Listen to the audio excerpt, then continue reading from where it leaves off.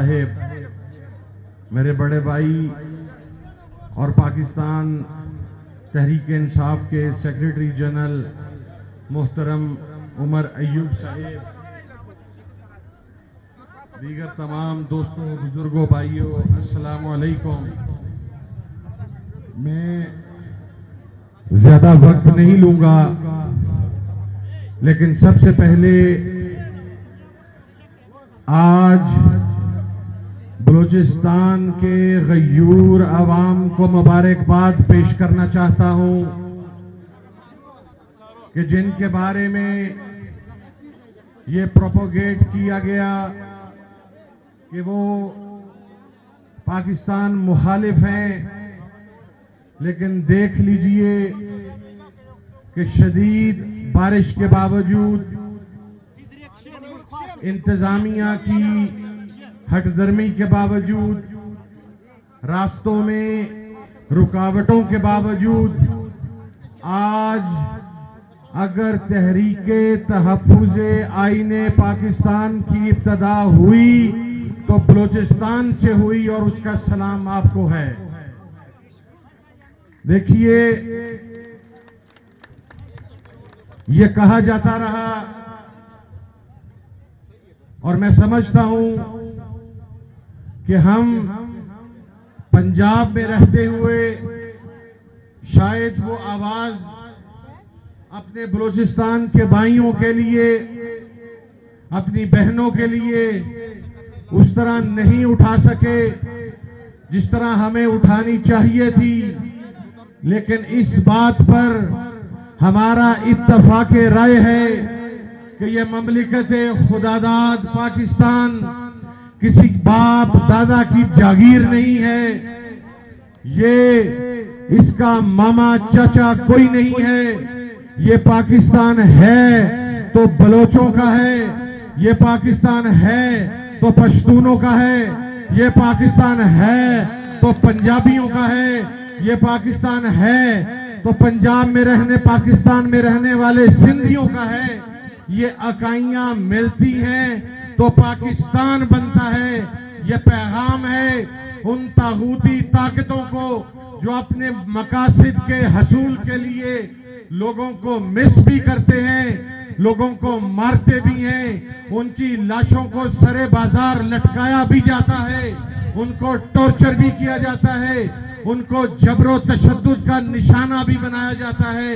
लेकिन सलाम है आपको कि आप आज भी पाकिस्तान की बात करते हैं, आप आज भी पाकिस्तान में रहने की बात करते हैं। और इस बात पर मैं पंजाब की तरफ से आपको सलाम अकीदत पेश करता हूं कि आप तमाम लोग उस अजीम खराज तहसीन के हकदार हैं जो आपको दिया जाना चाहिए। एक और बात, आइन के तहफ्फुज का मकसद क्या है? आइन के तहफ्फुज का मकसद यह है कि जिस जगह से जो चीज निकलेगी पहले वहां पर रहने वालों का उस पर हक होगा, फिर वो गैस हो, वो रेकोडेक हो, वो मादनी वसाइल हो, वो तेल हो, अगर वो पहले आप तक पहुंचेगी तो उसके बाद फिर किसी के पास पहुंचनी चाहिए। ये बात बिल्कुल क्लियर होनी चाहिए, इसमें कोई दो राय नहीं होनी चाहिए। और दूसरी बात, अवाम की ताकत के आगे कोई खड़ा नहीं हो सकता। 8 फरवरी को यह चीज इस कौम ने साबित की, इन नौजवानों ने साबित की कि जब इमरान खान ने आइन की सुप्रीमेसी की बात की, सिविल सुप्रीमेसी की बात की, उस मर्द के बच्चे ने झुकने से इनकार कर दिया, तो फिर पाकिस्तान के आवाम ने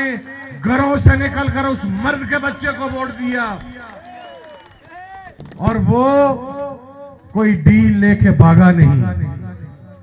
उसके प्लेटलेट्स कम नहीं हुए, उसको कोई बीमारी लाहिक नहीं हुई। वो आज भी जेल में बैठकर अगर बात कर रहा है तो सिविल सुप्रीमेसी की बात कर रहा है। वो आज भी जेल में बैठकर अगर कोई बात कर रहा है तो वो ये कह रहा है कि पाकिस्तान की आवाम का सबसे पहला हक है पाकिस्तान के ऊपर।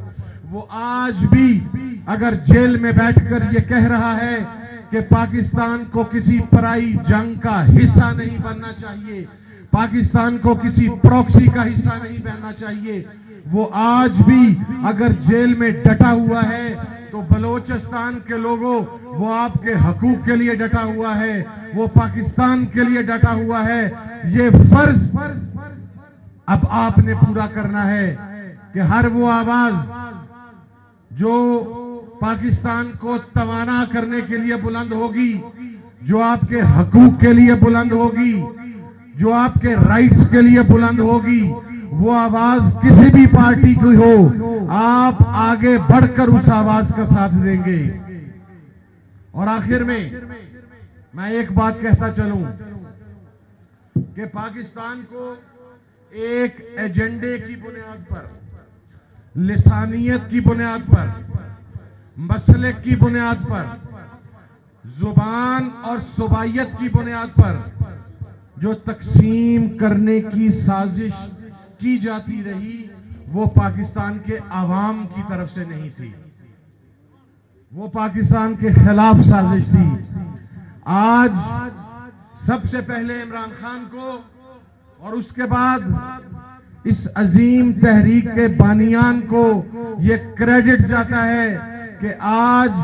अगर बलोचिस्तान से ताल्लुक रखने वाली जमातों के सरबराहान इस स्टेज पर मौजूद हैं तो उनके साथ पंजाब के साथ बैठे हुए लोग भी मौजूद हैं, उनके साथ सिंध के बैठे हुए लोग भी मौजूद हैं, उनके साथ केपी के साथ बैठे हुए लोग भी मौजूद हैं। आज अगर इस स्टेज पर मजलिस वादत मुस्लिमीन के सरबराह राजा नासिर अब्बास मौजूद हैं तो पाकिस्तान की सुन्नी लीडरशिप भी मौजूद है। और मैं ये समझता हूं कि ये एक नई बिगिनिंग है पाकिस्तान के अंदर, जिसने पाकिस्तान में सूबाई असबियत, लिसानियत और मसालक की बुनियाद पर लड़वाने की साजिशों का कला कमा कर दिया है। इस पर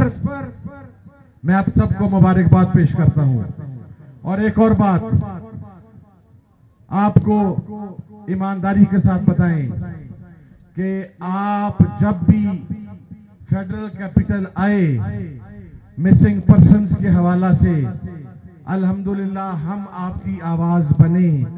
और आपकी आवाज को बंद करते रहे।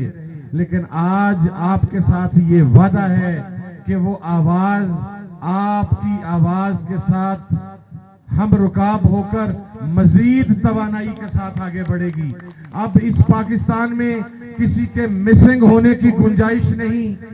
किसी के कत्ल की गुंजाइश नहीं, किसी सुसाइड बॉम्बिंग की गुंजाइश नहीं, किसी मावराए आइन कदम की गुंजाइश नहीं, किसी जमहूरियत को पामाल करने की गुंजाइश नहीं, किसी शब खून की गुंजाइश नहीं, किस अवामी लीडर को जेल में रखने की गुंजाइश नहीं। ये नया पाकिस्तान है, ये अजीम पाकिस्तान है जो पाकिस्तान से मोहब्बत करने वाले मिलकर उसकी तश्कील नौ कर रहे हैं। मैं एक मर्तबा फिर